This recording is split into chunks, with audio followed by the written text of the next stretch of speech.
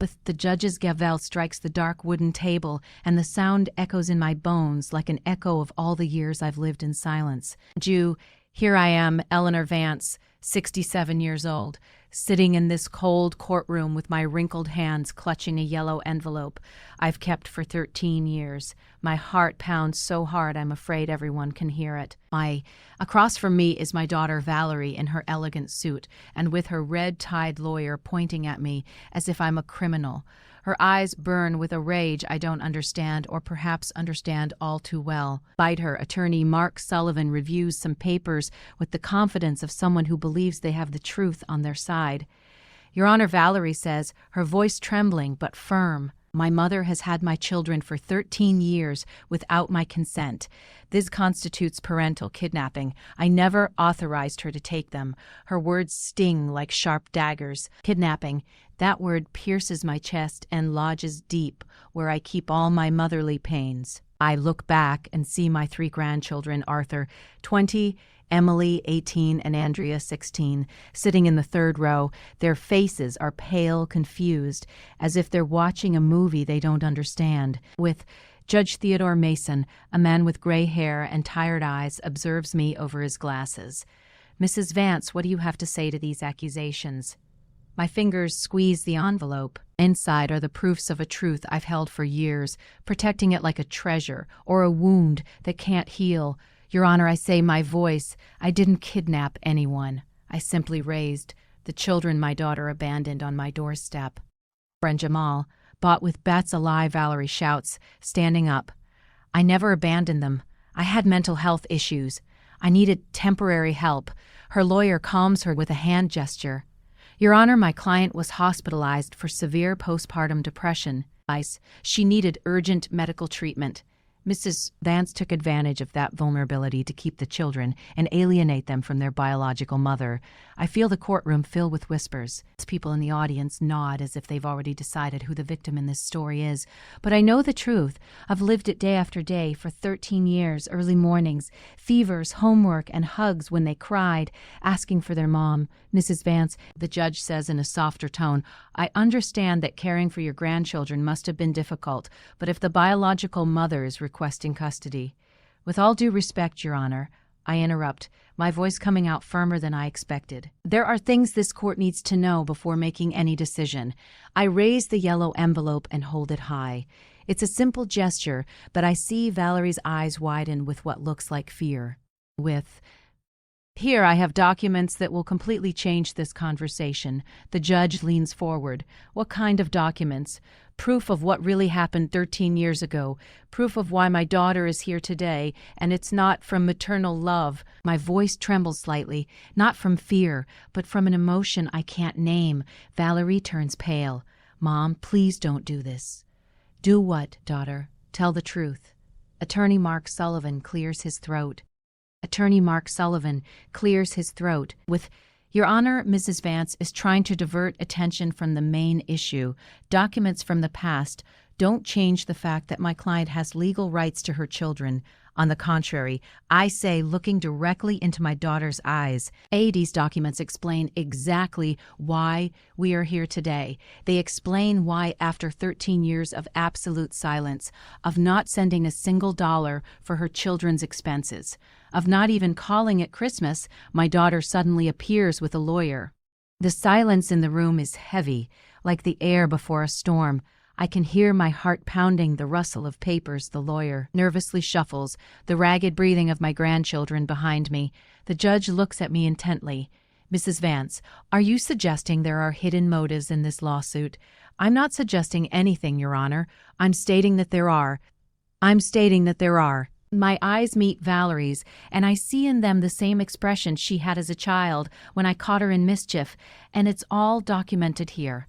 Mom, Valerie whispers, please think about what you're doing. I've had 13 years to think, I reply. 13 years of sleepless nights when Arthur had a fever.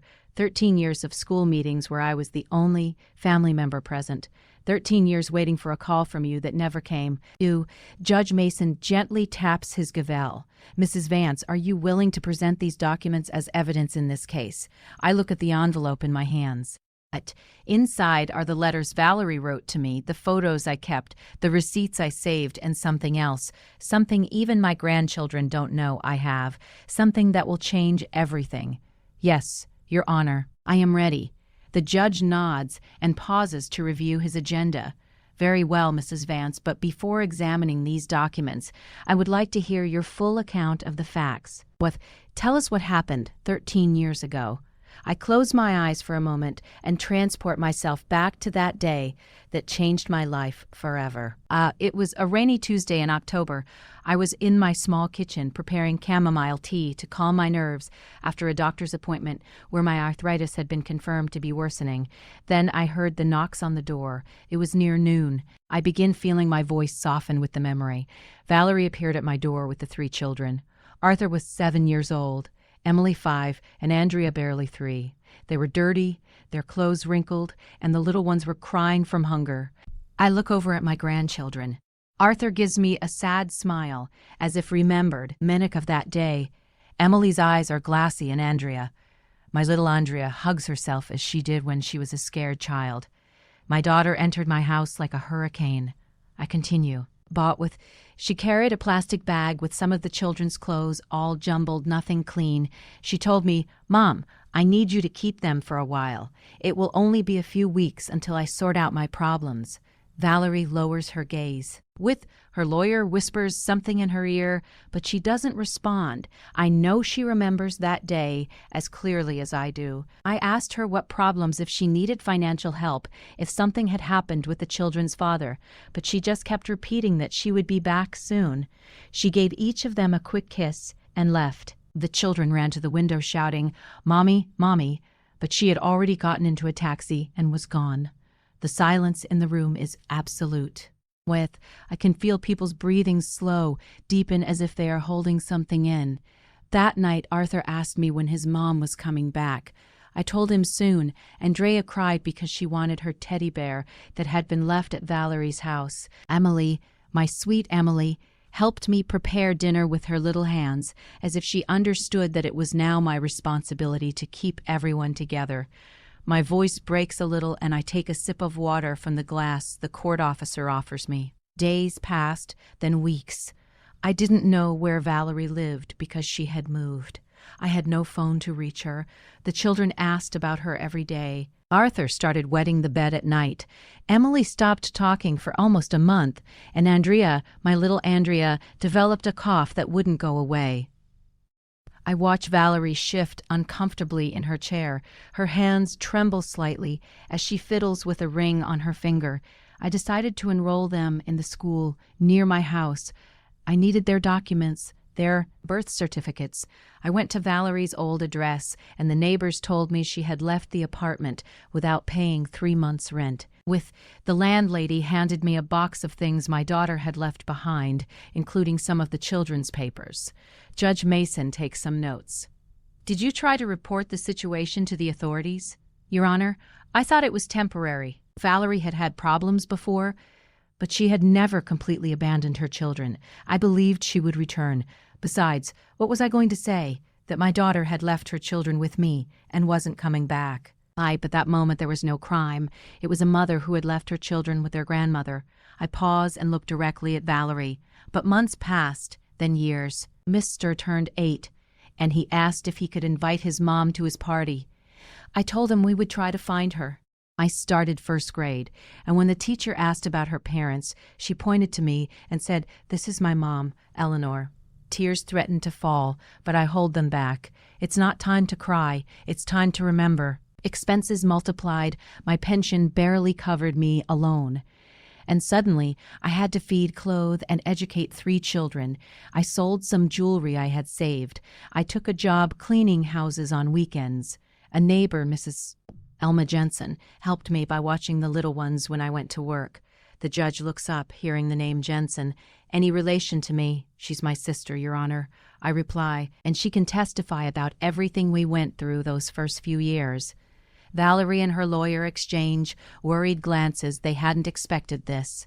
When Andrea turned 5, we had a crisis. She got pneumonia, and we had to hospitalize her. The doctors asked for health insurance, parental authorization, documents I didn't have.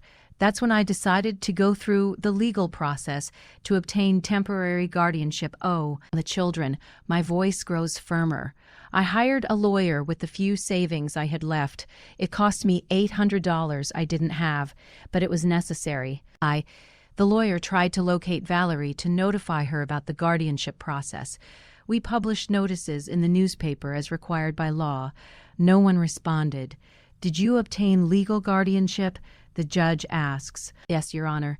10 years ago, this very court granted me legal guardianship of my 3 grandchildren. I have all the documents. For 3 years, the law required us to continue searching for the biological mother. She never appeared, never called, never sent a single dollar. Valerie stands up abruptly. I was sick. I had depression. I couldn't take care of them in that state. Please sit down, the judge orders firmly. Then he looks at me. Continue, Mrs. Preveley. Continue, Mrs. Condipal. Vance. The children grew up with me. Arthur graduated from high school with honors. Emily won poetry contests. Andrea learned to play guitar and formed a band at school. They went to therapy when they needed it. I took them to the doctor for vaccinations to all their school events. I celebrated every birthday, every achievement, every important moment of their lives. I look at my grandchildren and see Arthur nod with tears in his eyes. I never lied to them about their mother.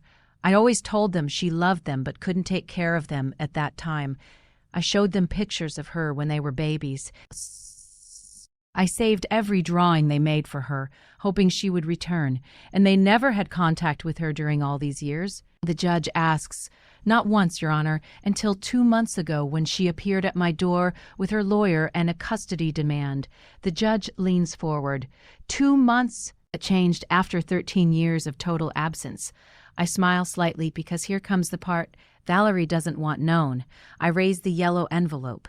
That answer, Your Honor, is in these documents.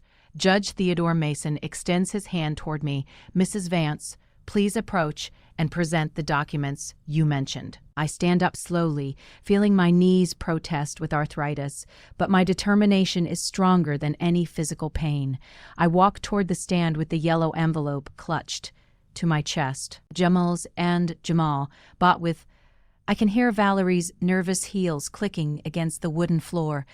Your Honor, Attorney Mark Sullivan says, standing up, I request that any document presented be examined by the defense before being admitted as evidence. Of course, the judge replies. Mrs. Torms. Vance, hand the documents to the clerk to be reviewed by both parties. I open the envelope carefully, as if it were a treasure chest I'd protected for years. My fingers tremble slightly, not from fear, but from the emotion that the truth is finally coming to light.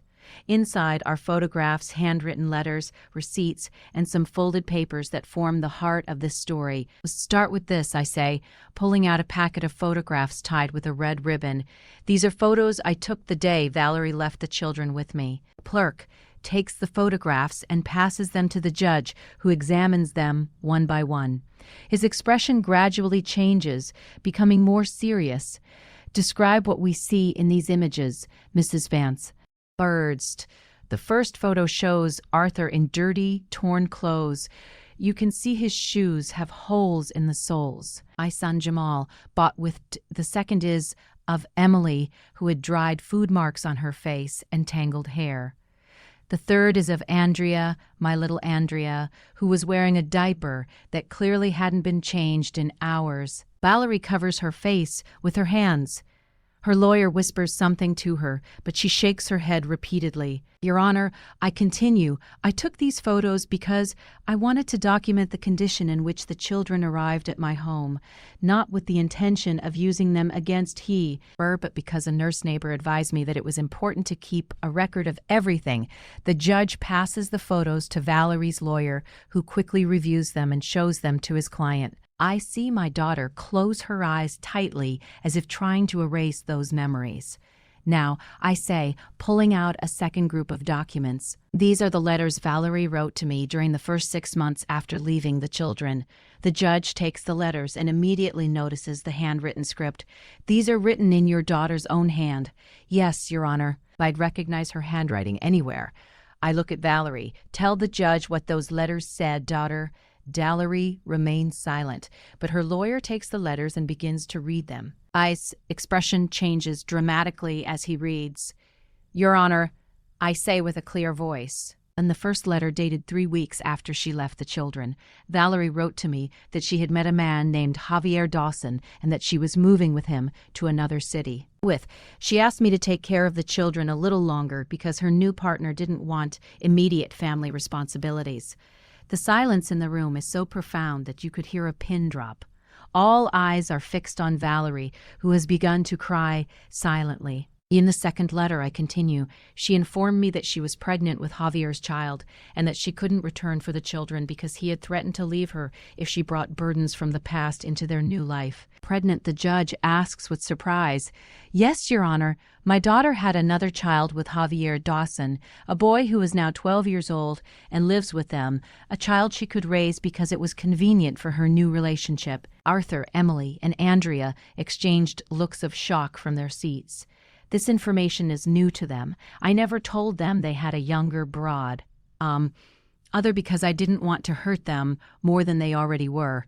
In the third letter, my voice grows harder. Valerie asked me to sign some papers officially renouncing any claim to her so she could start a new life without legal complications. She offered me $500 for the expenses I had incurred with her children up to that point. Attorney Mark Sullivan is pale. This information was clearly not part of the version his client had told him. And you signed those papers? The judge asks. No, Your Honor. I wrote back telling her I didn't want her money, but if she really wanted to disappear from our lives, she should do it completely. I told her not to contact us again until she was truly ready to be a mother. I pull another document from the envelope. This is her response to my letter, the last communication we had in 13 years. The judge reads the document and his expression hardens noticeably. Mrs. Vance, can you read aloud what this letter says? I take the paper with trembling hands, but my voice comes out firm and clear. Mom, it's fine. I won't bother you anymore. Take good care of the children, because I have my own family now. If anyone ever asks, tell them their mom had to go far away for work. I don't want them to suffer anymore. Sincerely, Valerie. Tears stream down my grandchildren's cheeks. Arthur rises from his seat as if to approach me, but Emily stops him, taking his arm. Your Honor, I say, putting the letter away. For 13 years, I respected that decision. I never looked for my daughter. I never tried to contact her. I raised her children with love, with the few resources I had, hoping that someday she would mature and return for the right reasons.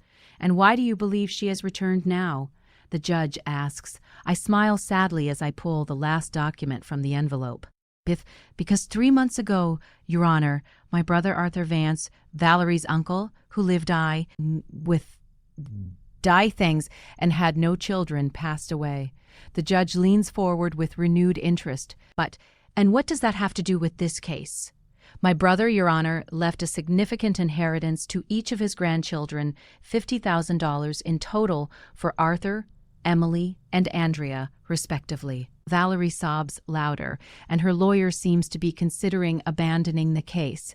But the inheritance, I continue with a firm voice, can only be claimed by the children if they are under the custody of a direct relative, meaning their mother or their grandmother, and I, as their current legal guardian, had already initiated the procedures for them to access that money when they came of age. The judge looks at me intently. Are you suggesting that Mrs. Scree, Valerie Vance, returned solely to gain access to her children's inheritance? I pull the final paper from the envelope. It's a copy of a legal document that was difficult to obtain. Your Honor, this is a private report I commissioned about my daughter's activities in recent months. It shows that exactly 2.5 months ago, she hired the services of attorney Mark Sullivan and began investigating my brother's inheritance. Valerie's lawyer stands up abruptly. Objection. That investigation is private and illegal. It's completely legal. I reply calmly. I hired a licensed private investigator after my daughter suddenly appeared at my door with legal threats. I had every right to protect my grandchildren. The judge taps his gavel. Martyr in the court. He looks at me with an expression that mixes respect and curiosity.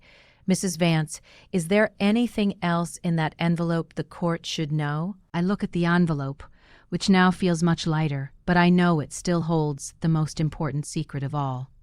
Yes, Your Honor, there's something else. Something even my grandchildren don't know yet. Judge Theodore Mason adjusts his glasses and looks at me with an intensity he hadn't shown before. Mrs. Vance, what else does that envelope contain that you consider relevant to this case? My fingers search for the last document hidden at the bottom of the yellow envelope. It's a sheet folded several times, yellowed with time, but containing the most important words of this story. However, before revealing it, I know there's something I must do. I consider Jamal, but would like the court to hear directly from my grandchildren.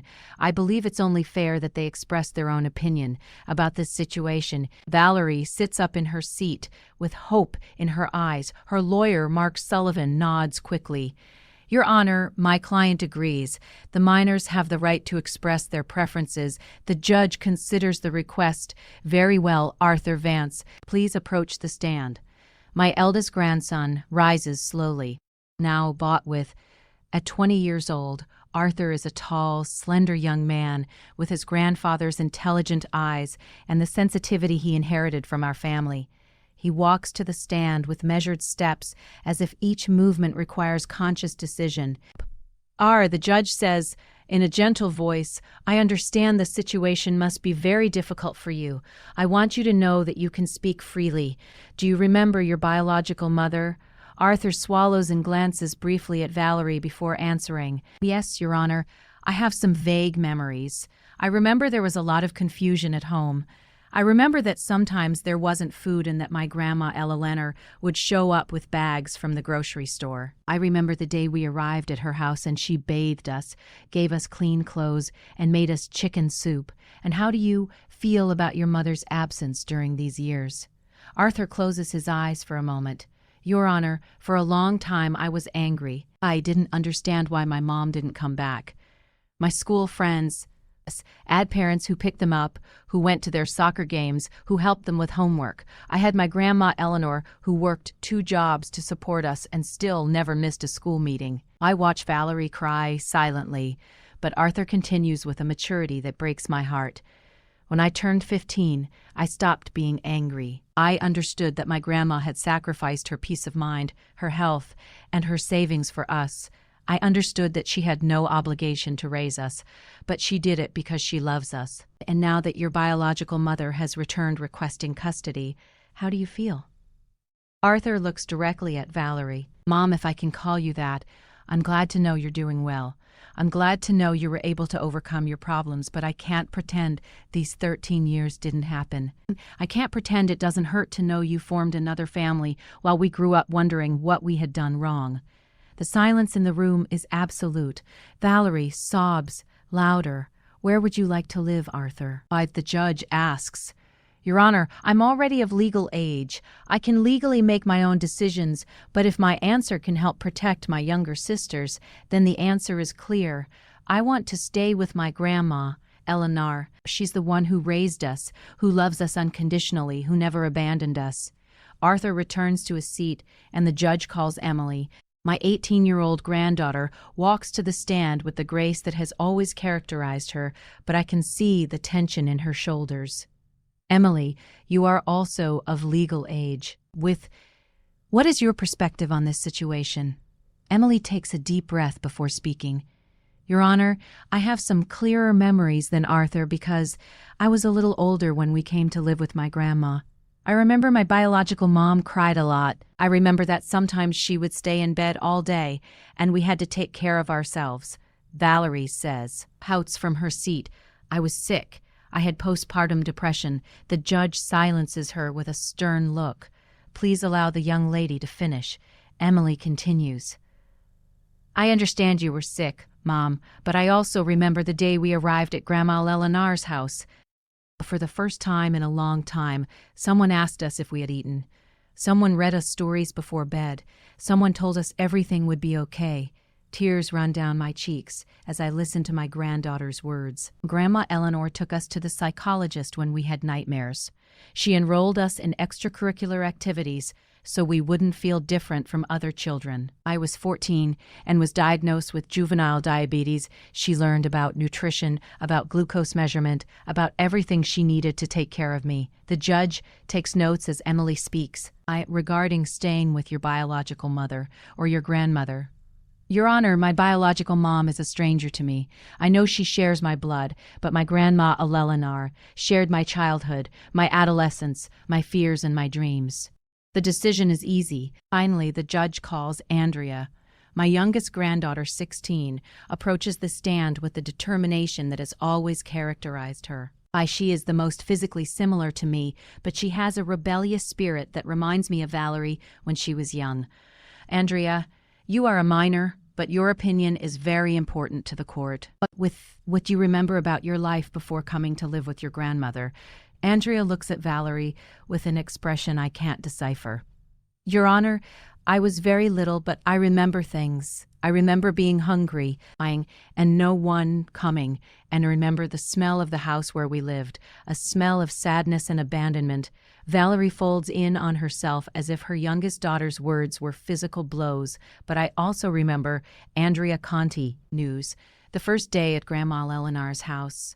I remember she gave me a warm bath and put me in clean pajamas that smelled like fabric softener. I remember she made me warm milk with honey before bed and sang me a lullaby.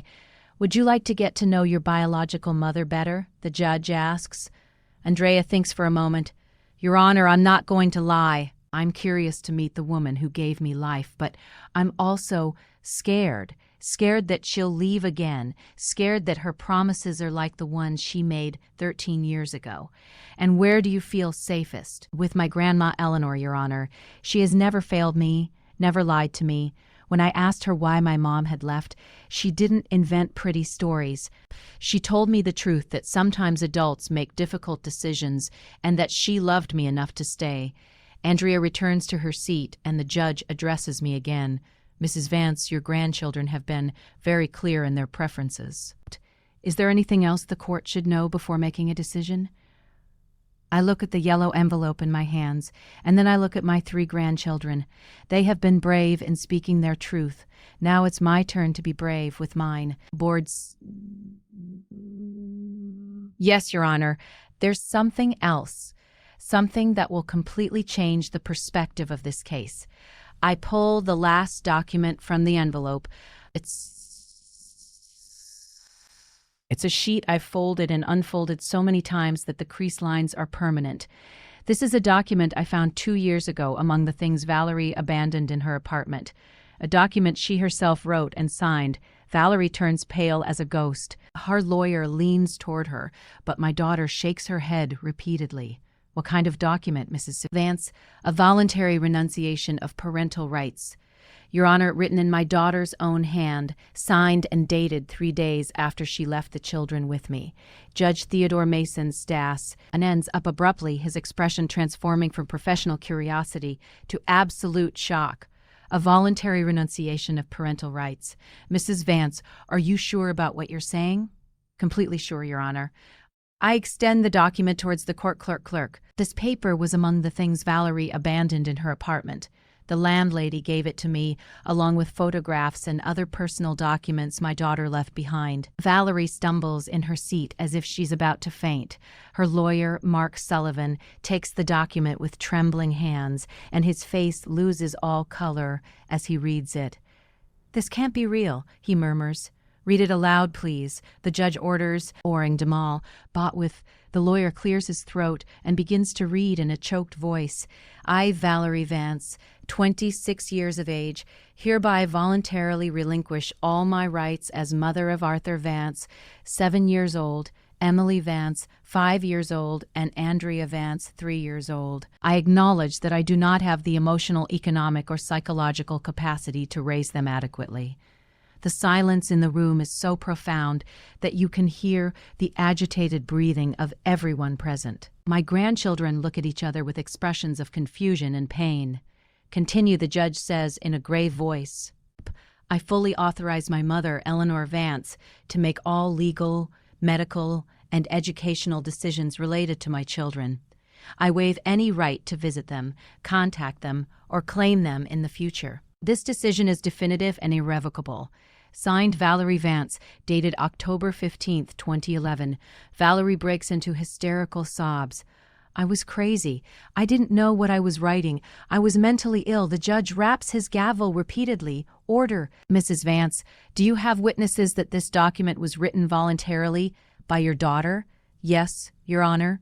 The landlady of the building where Valerie lived, Mrs. Paula Sterling, can testify that my daughter asked her for paper and a pen to write an important letter 3 days after leaving the children. She can also confirm that Valerie was conscious and coherent during those days. But Attorney Mark Sullivan whispers urgently to his client, but Valerie continues to sob uncontrollably.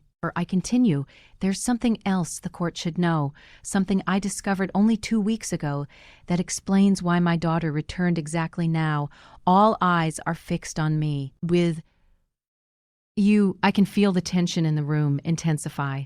Your Honor, I hired the private investigator not only to learn about my daughter's recent movements, but also to fully understand her current situation. With what we discovered is revealing. I pull a small folder from my purse. Valerie and her partner Javier Dawson are facing a severe financial crisis. 6 months ago, Javier lost his job. 4 months ago, they received an eviction notice from their home. 3 months ago, exactly when they learned about my brother's inheritance, they began procedures to obtain custody of my grandchildren. Valerie lifts her head, her eyes red from crying. Mom, please let me finish, daughter. My voice is firm, but not cruel. The investigator also discovered that you and Javier have been living on loans and credit cards. You owe more than $30,000 in accumulated debt. The judge reviews the documents I've provided, and you believe that your grandchildren's inheritance is the solution they're seeking for their financial problems. I don't believe it, Your Honor. I know it. I looked directly at Valerie because a week ago, my daughter called me on the phone for the first time in 13 years. The surprise in the room is palpable. Even my grandchildren look at me in astonishment because I hadn't told them about this call. And what did she say in that call? The judge asks. She told me she had matured, that she had overcome her problems, and that she wanted to get her children back. When I asked her why after so long, she said she had been saving money to offer them a better life. I paused dramatically. Then I asked her about my brother's inheritance. There was a long silence, and then she said, Mom, that money belongs to my children. I just want to make sure they receive it when the time is right. And what did you reply? I told her that her children already had access to that inheritance through me, their legal guardian, that the money was safe in a trust fund until each of them turned 21. It was then that her tone changed completely. Misan Jamal, with Valerie covers her face with her hands, knowing what's coming. She told me that as their biological mother, she had more right to manage that inheritance than I did. She told me she had consulted with a lawyer and could legally fight for custody. She threatened me, Your Honor. The judge leans forward. How did she threaten you? She told me that if I didn't voluntarily transfer custody and control of the inheritance, she would accuse me of kidnapping. She told me she had witnesses who could testify that I had intentionally alienated the children from her. She told me that a judge would always favor a biological mother over a grandmother. Arthur suddenly stands up from his seat. Grandma, why didn't you tell us she threatened you? Because I didn't want you to worry more than necessary, I reply softly. And because I knew the truth would come out at the right time. The judge raps his gavel. Young man, please take your seat. Then he looks at me. Mrs. Vance, do you have that phone conversation recorded? No, Your Honor, but I have something better. I smile slightly.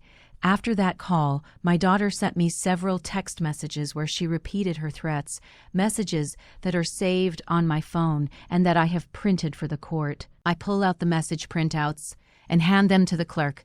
The tie bad, the starve. Judge reads them in silence, his expression growing more severe with each message. Can you read some of these messages to the court? The judge asks. I take the printouts and read in a clear voice. Message from July 18th. Mom, think it over carefully. I'm the biological mother, and any judge will side with me. Don't make this more difficult than it needs to be. I continue. Message from July 20th. I've been talking to my lawyer. He says what you did could be considered parental kidnapping. You could go to jail. And the last message, my voice grows firmer, from July 22nd. Mom, if you give me custody voluntarily, we can reach an agreement on the inheritance. 50/50s. You keep half for having taken care of them. I keep half because I'm their mother. But if you force me to go to trial, I get everything. The judge places the documents on his desk and looks directly at Valerie. Mrs. Vance, do you confirm that you sent these messages? Valerie sobs, unable to articulate a word. Her lawyer looks completely defeated. Your Honor, I say softly, I want to make it clear that I'm not seeking revenge against my daughter. I understand that she went through difficult times when she was young. I understand that early motherhood and mental health problems can lead to desperate decisions. I look at Valerie with sadness, but also with determination. But what I cannot accept is that after 13 years of total absence, after having formally relinquished her rights as a mother, after having formed a new family and completely forgotten about these children, she now returns only because money is involved. Board, do you request from the court? The judge asks. Repentant legal guardianship over my minor grandchildren be confirmed, that my daughter's custody demand be completely rejected, and that a restraining order be issued, preventing Valerie from approaching the children unless they, when they are of legal age, voluntarily decide to have contact with her. Valerie shouts from her seat. You can't take my children away from me forever. I turn to her with an expression that mixes pain and firmness. Daughter, you yourself gave them up 13 years ago. I'm not taking anything from you. I'm just protecting what you abandoned. The judge declares a 3-0 in-unit recess to review all the documentation presented. Actually empties, but I remain seated in my place, holding my purse against my chest as if it were a protective shield.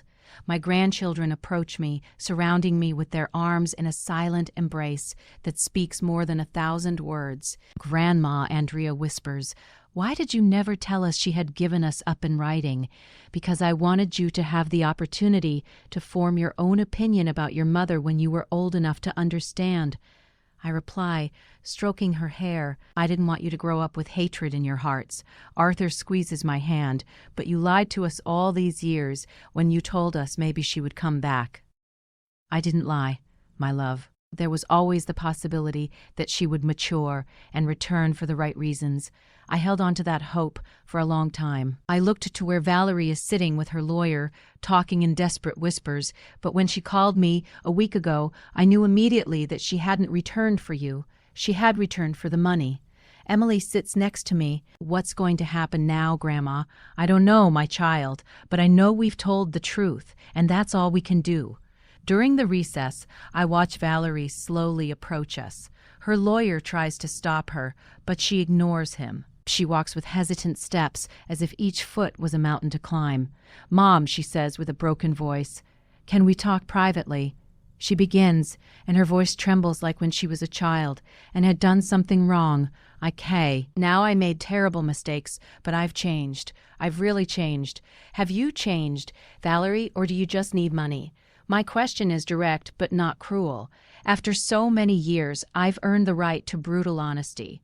She lowers her gaze. Both are true. Yes, I need the money, but I've also missed my children all these years. You've missed them. My voice rises slightly. Valerie, you had 13 years to miss them. 13 years to call, to write, to send a postcard at Christmas. 13 years to ask how they were, if they needed anything, if they remembered you. I was scared. She whispers, I was scared they would hate me for abandoning them. Now, why, after 13 years of fear, do you suddenly have the courage to fight for them in court? Valerie leans against the window as if needing physical support to continue the conversation, because Javier told me that if I didn't try to get my children and their inheritance back, he would leave me. He told me he couldn't stay with a woman who had given away $50,000. The brutal honesty of her confession catches me off guard. For a moment, I see the scared girl she once was, caught between impossible decisions. Then you haven't changed at all. I say, with deep sadness. 13 years ago, you made a decision based on what a man demanded of you. Today, you are here for the same reason. It's not that simple. Her voice rises, but she immediately looks around to make sure no one hears us. Mom, you don't understand the pressure I've lived under. Javier has supported me all these years. Without him, I have nothing. I don't have a job. I don't have my own home. I don't have savings. And what about your other child? The child you could raise because it was convenient for your relationship. Valerie stumbles as if I had slapped her. Paul is different. He was born within my marriage to Javier. He was part of our plans. Arthur, Emily, and Andrea, we. 3, also your children. Valerie, they also deserved unconditional love. But I couldn't give them that. She explodes, tears streaming down her face. I was a kid when I had them. I didn't know how to be a mother. Every time Arthur cried, I cried too. Every time Emily had nightmares, I had panic attacks. I couldn't handle them. For the first time in this conversation, I feel a pang of compassion for my daughter. Then why didn't you ask me for help at that time? Why didn't you come to me and say, Mom, I can't do this alone? Because I was afraid you'd judge me. I was afraid you'd think I was a bad mother. Valerie, my voice softens. I would have helped you. We would have found a way to raise them together, but you chose to run away.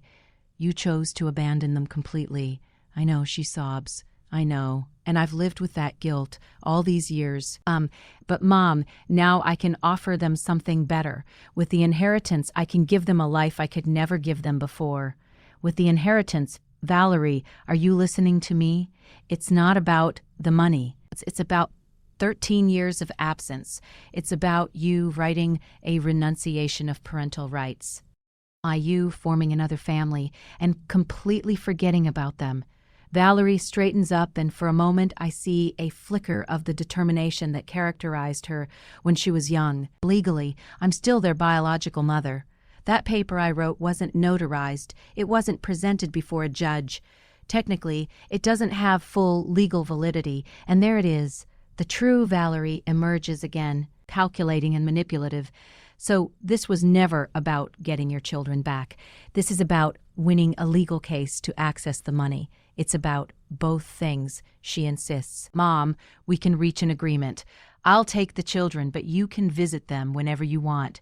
We can share the responsibility of raising them, and about the inheritance, we can divide it fairly. You've spent money on them all these years. It's fair that you receive compensation. Compensation? The word comes out of my mouth like poison. Valerie, do you think I raised your children expecting financial reward? Do you think I took them to the doctor when they had a fever because I expected someone to pay me for it? Do you think I stayed up all night when they had nightmares because I expected to receive money in return? Stop. Just stop. Valerie covers her ears like a child who doesn't want to hear the truth. I'm not going to stop, Valerie, because this is what you need to hear. I didn't raise those children as an investment. I raised them because I love them, because they are my blood. Peoples, when you abandon them, someone had to love them unconditionally. Valerie lowers her hands and looks at me with an expression I hadn't seen in years. It's the same look she had as a teenager when she realized she had made a serious mistake. Mom, she says in a very small voice, what do I have to do for you to forgive me? The question catches me off guard. For years, I had imagined this moment. I had thought about what I would tell her if she ever asked for forgiveness. But now that I'm here, the words don't come easily. Valerie, forgiveness isn't something you negotiate. It's not something you get in exchange for doing the right things. Now, forgiveness is something you give because you choose to free yourself from resentment. So, do you forgive me? I look at my daughter, this 39-year-old woman who still seeks her mother's approval, and I feel a complex mixture of love, disappointment, sadness, and hope. I forgive you for being a scared child who didn't know how to be a mother. And I forgive you for making desperate decisions when you felt overwhelmed. I forgive you for running away when the responsibility became too heavy. Valerie smile with hope, but I continue. But I cannot forgive you for coming back only when money is involved. I cannot forgive you for threatening me with jail to get what you want, and I cannot allow you to hurt those children again. The smile disappears from her face.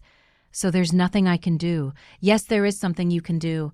I reply firmly. You can go back to your life, work on your personal problems, and when you have truly matured and changed, when you can offer genuine love without expecting anything in return, then perhaps your children will decide for themselves if they want to meet you. And the inheritance belongs to them, Valerie, and I will make sure they receive it when they are ready to manage it responsibly.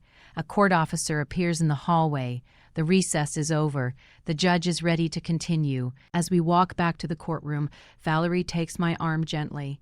Mom, one last question. If I withdraw the lawsuit now, would you allow me to see the children occasionally for supervised visits? I stop and look directly into her eyes. My son, Jamal, that decision isn't up to me. Valerie, it's up to them. But if they want to meet you, I will respect their decision, but I won't pressure them to do so. We enter the courtroom where the judge is waiting for us, and I know that the next few minutes will determine the future of my family. Judge Theodore Mason takes his place on the bench, and the courtroom fills again with palpable attention. Valerie and her lawyer, Mark Sullivan, return to their table, but I can tell something has changed in her posture. You is more slumped, smaller, as if the conversation in the hallway had drained all her fighting energy. Ladies and gentlemen, the judge begins in a solemn voice. I have had time to review all the documentation presented, and I must say that this case presents very disturbing elements that go beyond a simple custody dispute.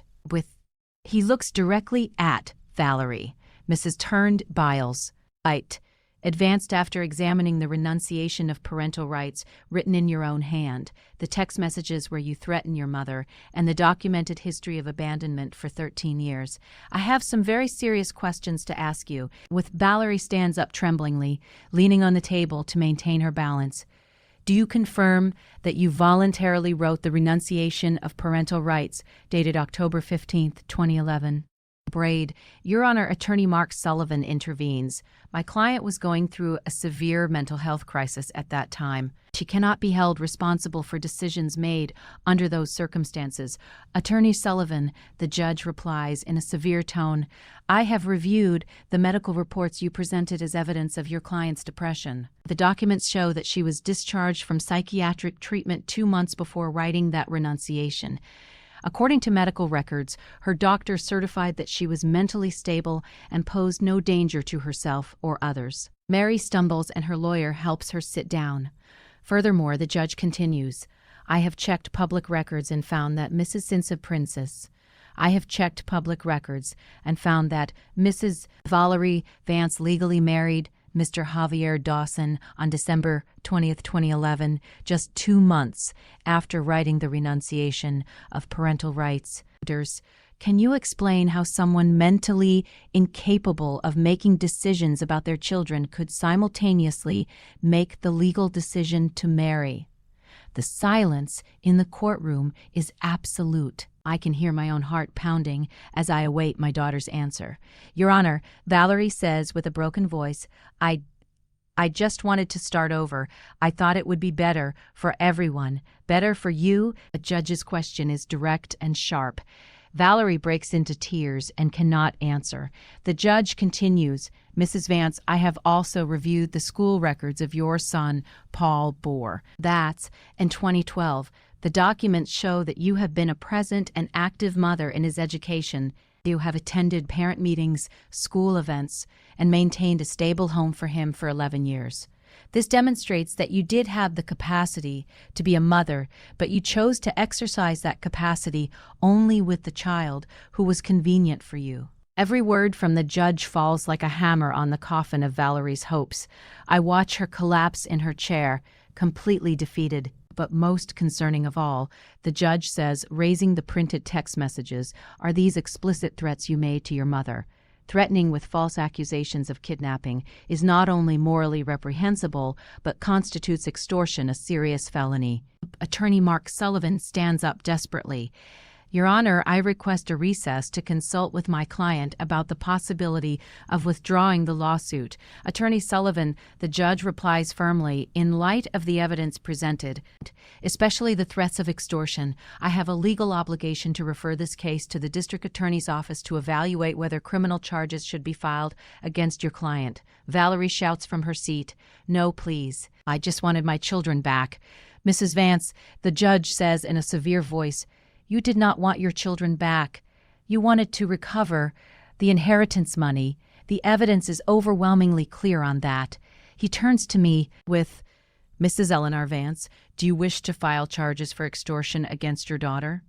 The question catches me off guard. For weeks I had imagined this moment, but I never thought I would have to decide whether to send my own daughter to jail. I look at Valerie, who watches me with pleading eyes. Then I look at my grandchildren, who await my answer with tense expressions. Finally, I look into my heart and find an answer that surprises even me. Your Honor, I do wish to file criminal charges against my daughter. Valerie sigh with relief, but I continue. However, I do request a restraining order prohibiting her from contacting my grandchildren or me for a minimum period of 5 years unless through a legal representative and with the prior approval of this court. The judge nods. That seems like a reasonable request. Anything else, Mrs. Vance? Yes, Your Honor. I request that it be established in the public record that Mrs. Valerie Vance voluntarily relinquished all her parental rights over Arthur, Emily, and Andrea Vance on October 15, 2011, and that any future attempt to claim custody or rights over these minors be considered frivolous and without legal merit. Granted, the judge says. Making notes in his documents, Valerie stands up, swaying. "Mom, please don't do this. Don't take my children away from me forever." I turn to her, and for the first time in this entire hearing, my voice comes out soft but unwavering. "Barry, I'm not taking anything from you. You let them go 13 years ago. You wrote that renunciation. You chose to form another family and forget about them. I'm just protecting what you abandoned. But they're my children." She sobs. "Blub, bought with no," I reply firmly. "They are the children you had, but I am the one who raised them. I am the one who loves them unconditionally. I am the one who sacrificed my peace of mind, my health, and my money to give them a stable home." Arthur rises from his seat in the gallery. "Your Honor, may I say something?" The judge nods. "Please approach." My grandson walks to the stand with the dignity of an adult man, although I see in his eyes the pain of the child he once was. "Your Honor, I want it to be clear for the record that my sisters and I do not consider Valerie Vance our mother. Bless, she is the woman who gave us life, but our mother is Eleanor Vance, the woman who raised us, educated us, loved us, and never abandoned us." He turns to Valerie. "And I want you to know, Valerie, that if you ever truly change in the future, if you can ever offer genuine love without expecting anything in return, if you can ever prove that you have truly matured, then perhaps we will consider getting to know you as a person. But you will never be our mother. That title has been earned by Grandma Eleanor." Valerie sobs uncontrollably, but Arthur is not finished. And about Uncle Arthur's inheritance, "I want you to know that when we turn 21 and can freely dispose of that money, a portion will go to Grandma Eleanor because she deserves to be rewarded for all the sacrifices she made for us." Emily and Andrea rise from their seats and join their brother in front of the stand. "I also want to say something," Emily says with a clear voice. "Valerie, I don't hate you, but I don't know you either. To me, you're a stranger who shared some of her DNA with me. My real family is here with my Grandma Eleanor and my siblings." Andrea, the youngest, looks Valerie directly in the eyes. "And I want you to know that if you had come back for love, if you had come back because you really missed us, maybe we could have built something, but you came back for money. That tells us everything we need to know about who you really are." The judge gently taps his gavel. "By hereby, this court rules the following. The permanent legal guardianship of Mrs. Eleanor Vance over minors, Emily Vance and Andrea Vance, is confirmed." Wow, the 5-year restraining order is established against Mrs. Valerie Vance, KKKKKKKKK, but the custody demand filed by Mrs. Valerie Vance is declared null and void, and she is prohibited from filing similar lawsuits in the future without substantial new evidence of a change in circumstances. Valerie collapses completely, held up only by her lawyer. "Mom," she whispers, "will you ever be able to completely forgive Mears Bird?" I walk towards her slowly, feeling the weight of all these years on my shoulders. When I reach her side, I place my hand on her tear-streaked cheek. "Valerie, I forgave you a long time ago, but forgiveness doesn't mean I can allow you to hurt these children again. They have suffered enough. What am I going to do now?" she asks in a lost little girl's voice. "You're going to go back home. You're going to take care of the child you have. You're going to work on yourself, on being a better person. And perhaps someday in the future, when you have truly changed, my grandchildren will decide for themselves if they want to meet you." And if Javier leaves me because I didn't get the money, I sigh deeply. "Then perhaps it's time you learn to stand on your own 2 feet, daughter. Perhaps it's time you stop basing your decisions on what men expect from you." The judge stands, indicating that the hearing is over. This court is closed. As we leave the courtroom, I feel a strange mix of triumph and sadness. I won the legal battle, but I lost hope that my daughter had returned for the right reasons. But when my grandchildren surround me with their arms in the courthouse hallway, I know I made the right decisions. With protecting those you love, even if it hurts those you love, even if it hurts those you also love. 3 months after the trial, I'm sitting in my small kitchen watching Andrea practice guitar for her school recital. Evening light streams through the window and illuminates her concentrated face, so much like mine when I was her age. Arthur is in college studying engineering on a full scholarship we secured after much effort. Emily works part-time at a bookstore while finishing high school. Life has found its rhythm again, but differently, more peacefully. There's no longer that constant tension of wondering if someone will come to take the children. There are no more sleepless nights thinking about legal demands. The restraining order has given us the peace we needed. The doorbell rings, and I go to open it. It's Mrs. brought with Elma, my neighbor and the judge's sister, bringing a tray of freshly made tamales. "Eleanor, look what I brought you," she says with her maternal smile.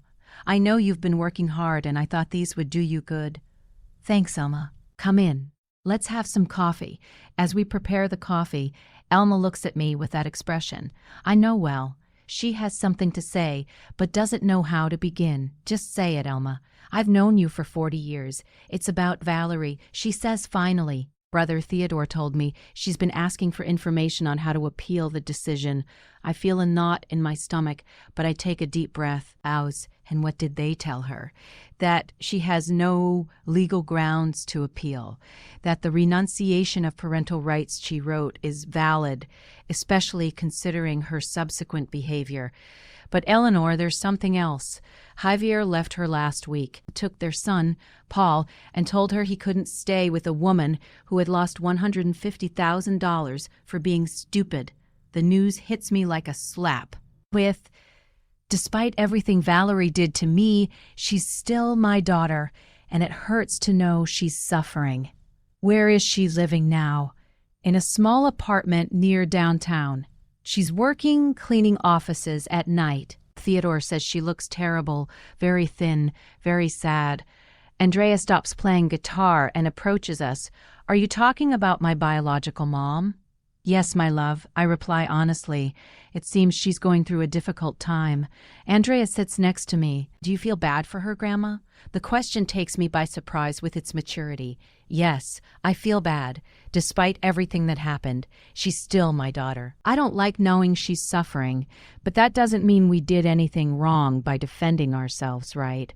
I smile and caress her, hate her, and know my love. Sometimes in life, we have to make difficult decisions. You can feel compassion for someone, and at the same time protect yourself from them. Alma interrupts us gently. Eleanor, there's something else you should know. Valerie has been asking about the children. She hasn't violated the restraining order, but she's been asking neighbors how they are, if they're doing well in school, if they need anything. Do you think she's planning something? I ask with concern. 5. I don't know, but Theodore wanted you to know, just in case. That night, after Andrea goes to sleep, I stay awake thinking about Valerie. I imagine her alone in that small apartment, without her partner, without her son, without a stable job. I imagine her regret, her loneliness, her desperation. The next day, I make a decision that surprises even me. I go to the supermarket and buy a week's worth of food. Rice, beans, chicken, vegetables, bread, milk. I pack it all into bags and drive to the address Elma had given me. Oh, the building is old and run down. I climb the stairs to the 3rd floor and knock on the door of apartment 3B. I hear slow footsteps and then Valerie's voice through the door. Who is it? It's me, Valerie, your mom. There's a long silence, then the sound of bolts opening. The door opens and I see my daughter. Elma was right. She looks terrible. She has lost a lot of weight. She has deep, dark circles under her eyes, and her clothes are clean but very worn. Mom, she whispers as if she can't believe I'm there. What? What are you doing here? I brought you some things, I say, lifting the bags. May I come in? She steps aside and I enter the apartment. It's small but clean. An old sofa, a kitchen table with 2 chairs, a small television. On the table are stacked unpaid bills. Why? She asks as I put the bags in the kitchen. Because you're my daughter, I reply simply. Because despite everything, Ng, that happened. I can't see you go hungry. Valerie collapses on the sofa and breaks into tears.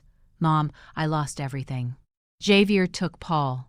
He told me I was a loser, that I had had the opportunity to get easy money and had ruined it by being sentimental. I sit next to her, and what did you tell him? Nothing. I didn't say anything because I knew he was right. I'm a loser. I lost my first children. I lost the inheritance. I lost Paul. I lost my house. Valerie, I say in a soft but firm voice, you didn't lose your first children. You abandoned them. There's a difference. She looks at me with eyes swollen from crying. You're always going to remind me of my mistakes. I'm not going to remind you, but I'm also not going to let you rewrite history. If you really want to change, you have to start by accepting the truth of what you did. And what truth is that?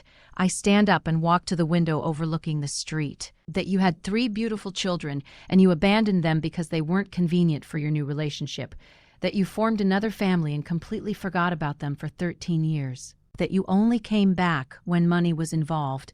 I know all that. She explodes. I live with that guilt every day. I turn to her. Guilt is useless, Valerie. Guilt is disguised self-pity. What is useful is genuine repentance and a real desire to change. And how do you know if my repentance is genuine? Because if it were genuine, you wouldn't have come back asking for custody. You would have come back asking for forgiveness. You would have come back asking how you could help, not what you could get. Valerie remains silent for a long time. Finally, she asks, is there any way I can ever meet my children again? Maybe, I reply, for a bit, but it would have to be on their terms when they are ready, if they ever are. And in the meantime, work on yourself. Get psychologic help. Find a stable job. Learn to live alone, without depending on a man.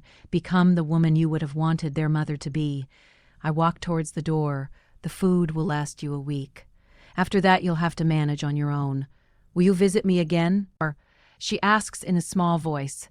I don't know, Valerie. That depends on you, on the decisions you make from now on. I leave the apartment feeling strange. I don't know if I did the right thing by coming here, but I know I couldn't let my daughter go hungry no matter what she had done. When I get home, Arthur is in the kitchen studying. He looks up when I enter. Grandma, where were you? I was looking for you. I went to see your biological mom, I tell him honestly.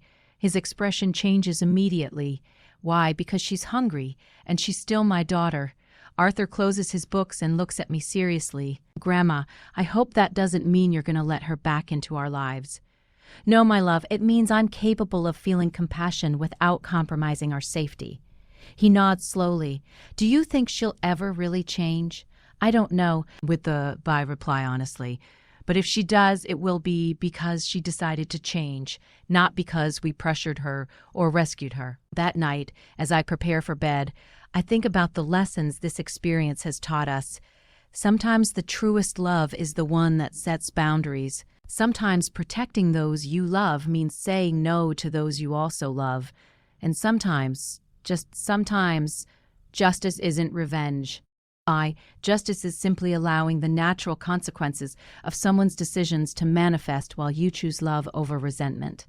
1 year after the trial, I'm sitting in my garden watching the tomatoes I planted in spring grow. Arthur graduated with honors from college and got a job at an engineering firm.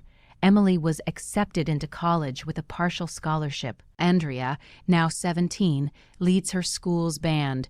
Uncle Arthur's inheritance remains untouched in their trust accounts, waiting for each of them to turn 21. But most importantly, my grandchildren have flourished without the constant shadow of fear of abandonment. Mrs. Alma arrives with news. Eleanor, I have to tell you something about Valerie. What happened now? I ask, mentally preparing myself. She enrolled in psychological therapy. She's been attending religiously for 6 months. Theodore told me she's paying for the sessions herself with her cleaning job. The news genuinely surprises me. And there's more. She got a day job as a receptionist at a medical clinic. She no longer cleans offices at night. She looks better, more stable. Has she asked about the children? No. In fact, they told her you had visited her, and she replied that her mom had already done enough for her, that now it was her turn to prove she could change without help. I feel strangely proud of my daughter for the first time in years. That afternoon, Andrea comes home from school with a thoughtful expression. Grandma, can I ask you something? Always, my love. Do you think I'll ever want to acknowledge my biological mom? The question doesn't surprise me. I knew this moment would eventually come. I don't know, Andrea. It's a decision only you can make when you're ready. Would you be upset if someday I decided to meet her? No, my love. I would be proud of you for making your own decisions as a responsible adult. And if I decided never to meet her, I would be proud of that too. The decision is completely yours. That night, as I prepare dinner, I reflect on everything we've lived through. For years, I held resentment towards Valerie. Resentment for leaving me with a responsibility that wasn't mine. Resentment for forgetting about her children. Resentment for coming back only for money. But now, after all this time, I realized that resentment was a chain that tied both her and me. When I let go of it, I freed myself. Last week, Emily turned 19. During the celebration, she told me something that filled my heart. Gamma, thank you for saving us. But more than that, thank you for teaching us that true love doesn't abandon. Arthur, now 21, has full access to his inheritance. The first thing he did was set aside $10,000 for me. For everything you spent on us all these years, he told me. I accepted the money, not because I needed it, but because it was important for him to give it to me. Sometimes I wonder what would have happened if Valerie had come back for the right reasons. If she had come asking for forgiveness instead of demanding custody, if she had shown genuine repentance instead of legal threats, maybe we would have found a way to coexist. Maybe we would have been able to build something resembling an extended family. But maybe my grandchildren would have had the opportunity to meet their biological mother under healthy circumstances. But life isn't about may, it's about the decisions we make with the could. The information we have at the moment. We have it. I chose to protect 3 abandoned children. I chose to love them unconditionally when their own mother couldn't. I chose to sacrifice my peace of mind and my resources to give them stability. And when it came time to defend them, I chose to fight for them with all my strength. I regret none of those decisions. Today, as I watch Andrea practice guitar, Emily study for her college exams, and Arthur plan his professional future, I know I made the right decisions. They're responsible, empathetic, hardworking adults. They are good people who contribute positively to the world. They are living proof that unconditional love and firm boundaries can coexist. Sometimes people ask me if I hate Valerie for what she did. The answer is no. I don't hate her, but I don't excuse her either. I understand she was young when she had her children. I understand that motherhood can be overwhelming. I understand that we all make mistakes, but I also understand that some mistakes have permanent consequences. And choosing to abandon your children isn't a mistake. It's a decision that defines who you are as a person. Valerie chose her new life over her children. I chose those children over my comfort. We both live with the consequences of our decisions. The difference is that I can sleep peacefully at night, knowing that I always put the children's well-being first. She will have to live forever knowing that she abandoned them when they needed her most. Ow. If there's one lesson in all this, it's that justice doesn't always come in the form of punishment. Sometimes justice is simply each person receiving exactly what their actions deserve. I deserve the unconditional love of my grandchildren because I gave them unconditional love for 13 years. Valerie deserves the absence of that love because she chose to be absent for 13 years. It's not revenge, it's natural consequence. And perhaps if she has truly changed, if she is truly working on herself, someday my grandchildren will decide to give her a chance. But it will be their decision on their terms when they are ready. In the meantime, I will continue